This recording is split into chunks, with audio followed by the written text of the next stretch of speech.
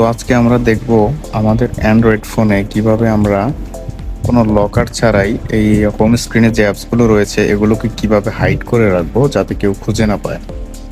তো আমরা এই অ্যাপসগুলোকে হাইড করার জন্য যে কাজটি করব সেটা নিয়ে এখন আলোচনা করব। তো চলুন দেখে আসি কিভাবে আমরা কোনো লকার ছাড়া এই অ্যাপসগুলোকে হাইড করে রাখবো। তো আপনার ফোনটা যদি স্যামসাং ফোন হয় আপনি এটি খুব সহজেই করতে পারবেন।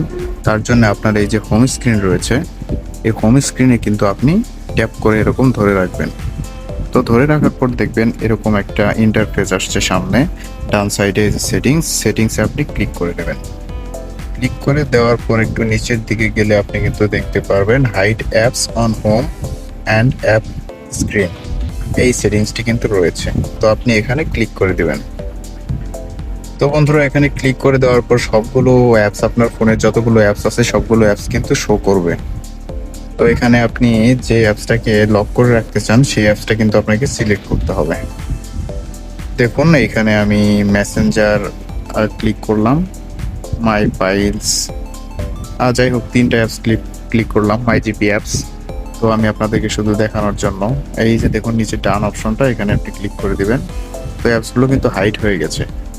তো এটা আপনারা কীভাবে চেক করবেন যে আপনাদের হোম স্ক্রিনে কিন্তু অ্যাপসগুলো আর থাকবে না। সো আমার এখানে দেখুন মেসেঞ্জার কিন্তু নেই।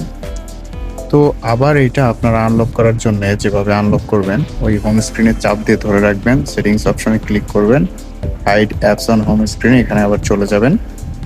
তো এখানে আসার পরেই দেখুন উপরের দিকে কিন্তু 3 সিলেক্ট, আমি 3টা অ্যাপস লক করেছি।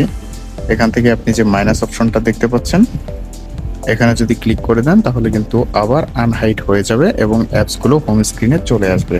অবশ্যই আপনার এখান থেকে মাইনাস করার পরে ডান অপশনে ক্লিক করে দিতে হবে। তো দেখুন এখানে কিন্তু আমার অ্যাপসগুলো চলে এসেছে, মেসেঞ্জার, মাই জিপি অ্যাপস, মাই ফাইলস। যেই 3টা অ্যাপস আপনি আনলক করবেন সেই 3টা কিন্তু হোম স্ক্রিনের লাস্টে চলে যাবে। সো এই দেখুন 3টা অ্যাপস। তো থ্যাংক ইউ এভরিওয়ান, ভিডিওটি ভালো লাগলে অবশ্যই চ্যানেলটিকে সাবস্ক্রাইব করবেন নতুন ভিডিওর জন্য। আল্লাহ হাফেজ।